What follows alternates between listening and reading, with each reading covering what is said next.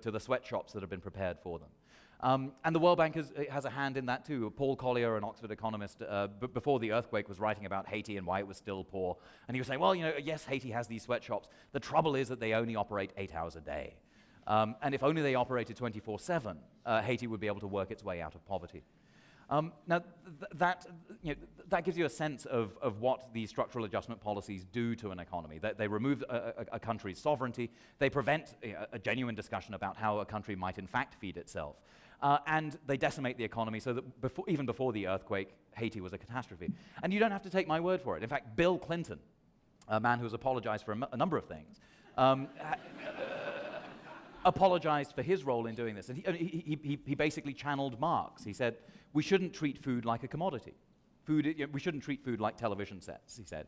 And we can't expect countries to develop if they're not allowed to control their own food system.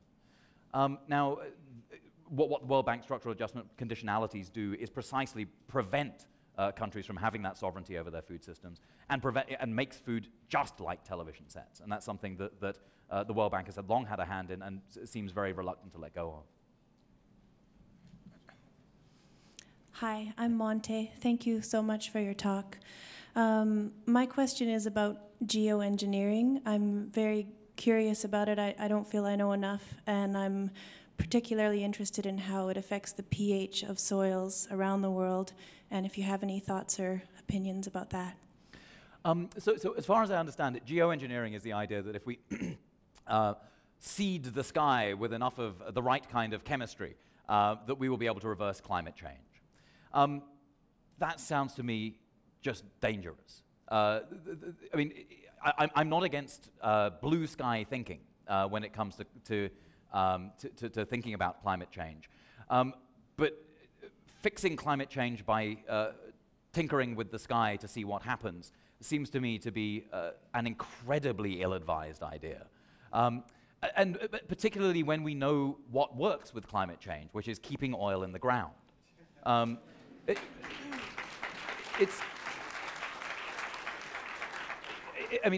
seems to me that we have several low-hanging fruit when it comes to thinking about a different energy economy. Whether that's massive public investment in alternative energy, whether it's a carbon tax, and of course there's no, maybe the thing that I object to most with geoengineering is precisely that it believes in the silver bullet. That by filling the sky with the right kind of chemical, we can carry on with business as usual. And the problems of climate change are so diverse that anyone, and I think we should understand this by now, that anyone coming to us with a solution is like, we have a very complex problem. The one thing you need to do is this. We ought to be deeply suspicious of anyone coming to us with a solution like that, because climate change is such a complex problem. So it strikes me that geoengineering is interesting. I would like people to experiment with it in their labs, and I would like the precautionary principle to apply. The precautionary principle is the idea that unless we know what's going on, we probably ought not to do something. And for that reason, it seems like geoengineering is absolutely an insane idea. But I mean, I am all for blue sky thinking. But again, this comes back to one of the sort of recurrent themes here. Who is it that's already doing our thinking for us? When it comes to the food system, we often think that we choose our food system, but and we can think our food system differently. But in many ways, our food system thinks us. Our food system turns us into the kind of people who believe that the long list of ingredients that we find on our packaged food are somehow normal. Drinks like Red Bull, which sadly I consume altogether far too much of, are a good idea. Geoengineering is kind of a solution that fits a very narrow mechanistic view of our relationship with nature that seems to me wholly out of whack. Blue sky thinking when it comes to nature is actually consuming less. That's blue sky thinking. When it comes to climate change, when we come to thinking the unthinkable is not that we would spew new chemicals into the sky. We're doing that already. That's not unthinkable. What's unthinkable is that we would reorganize our energy economy and our economy in general, so that instead of counting our economy by the amount of carbon that we emit, we start reorganizing our economy geared towards the carbon we put back into the ground. That's a new way of thinking that you're not hearing anyone say. And yet that's the kind of thinking we will need if we are to tackle this climate crisis. Thank you. Well, thank you very much. This was a wonderful talk that you gave, and I was very excited to hear so many of the things that you had to say.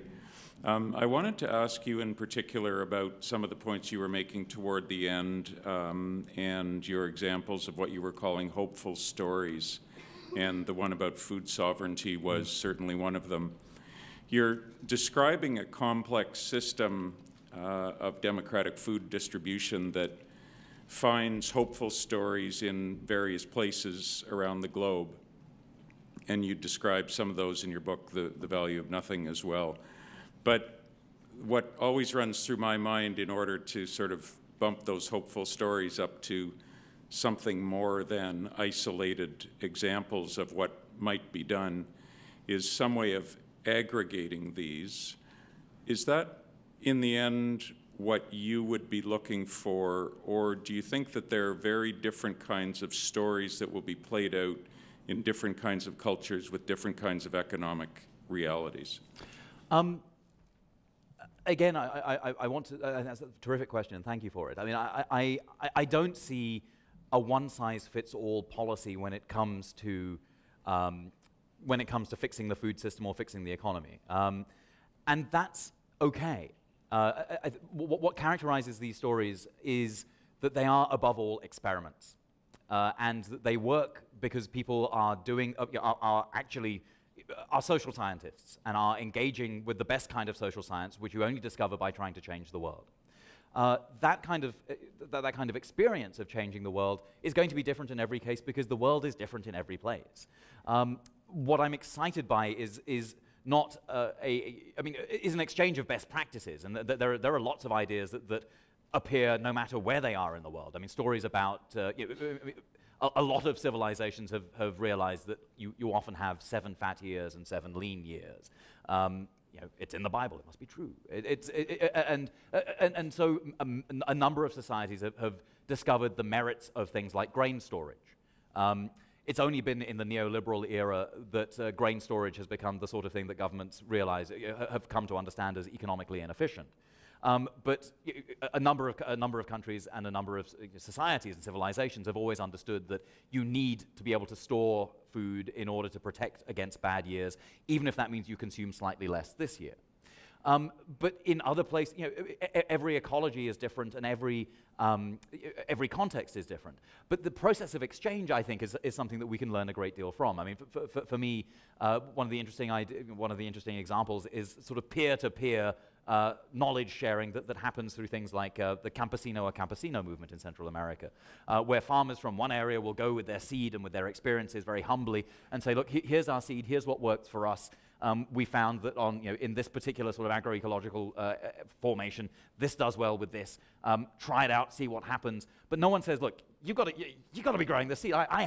This thing will grow a beanstalk as big as you've ever seen, but reach the sky. No one has that kind of magic bullet thinking.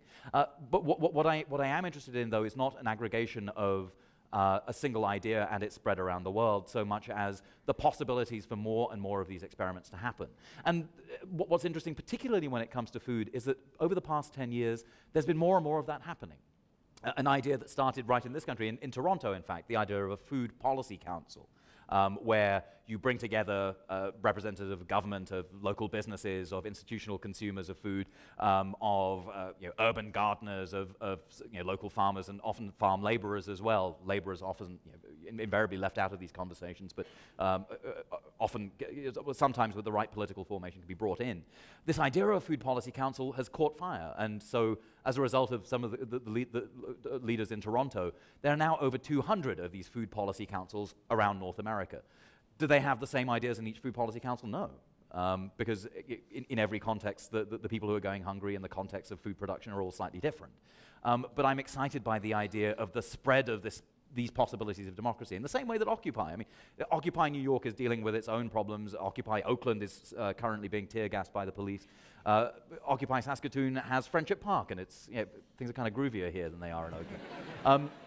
But And so obviously in every context it's going to be different. There's no one policy that works, but one space, and certainly the idea of food sovereignty has within it certain preconditions, certainly around women's rights, around an end to agriculture within the World Trade Organization, and battling corporations. These seem to be common denominators, but they're common denominators not because I say so, but because this is the practical experience of people from around the world who've already tried to make social change happen, and this is what they've come up with.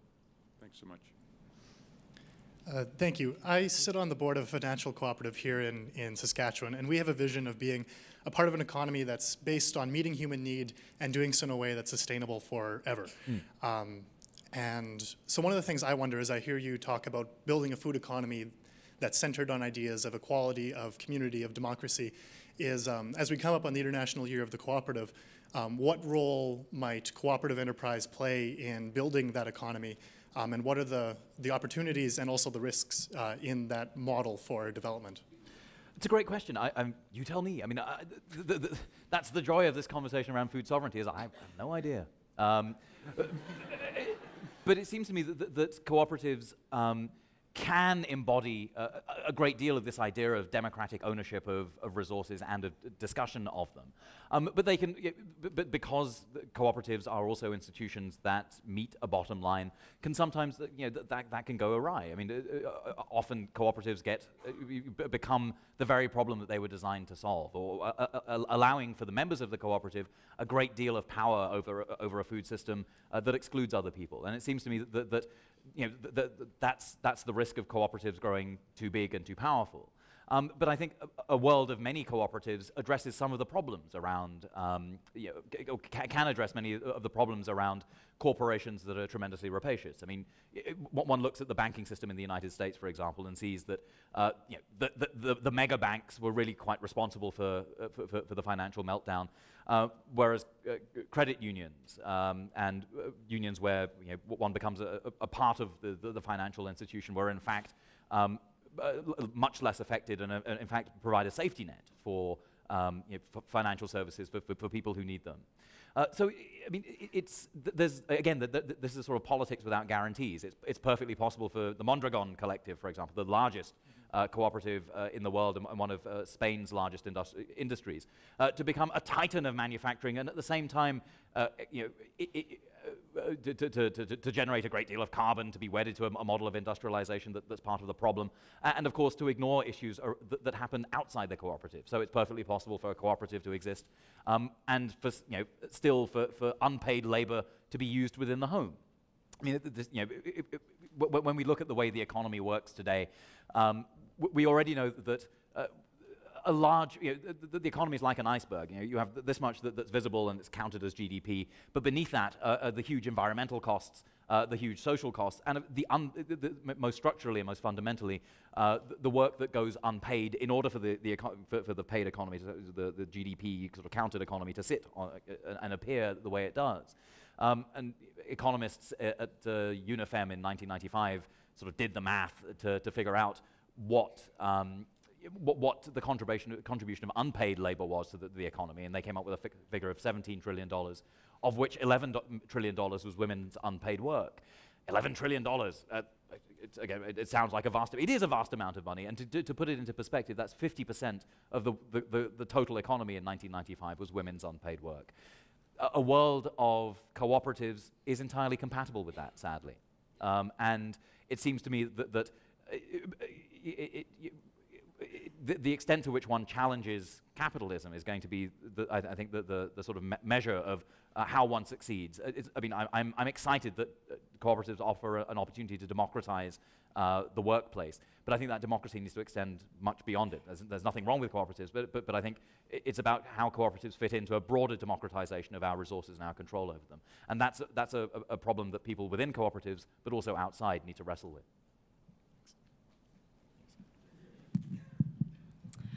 Dr. Patel, I've greatly enjoyed following the evolution of your work, both for my international studies degree and for my personal learning, from Voices of the Poor to Food Rebellions to Promised Land and Stuffed and Starved, and now The Value of Nothing. And my question is, What do you foresee your future learning, and where is your focus? What is the area of interest that you'd like to focus on? And does that include an emphasis on women's rights or gendered issues in relation to the global food crisis and development as a whole? Thank you. Well, yes. Yeah, it does. And in particular, I mean, I'm excited to learn a lot more about Malawi, for example, because this question of gender really lies at the heart of why, of the power of that transformation there, right? I mean, and at these recipe days, it's not just about women confronting men. It's also about some other, I mean, the sort of feminist slogan that the personal is political. We know that the personal is political, but then how do you make that change happen, understanding that it's political? Well, again, some of the women here have done some incredible work by confronting some of the historically, there's been poor advice from mothers-in-law to daughters-in-law, that mothers-in-law have told their daughters-in-law that they have to sort of wean their kids at 3 months and feed them water and oats, because this is going to make them big and strong.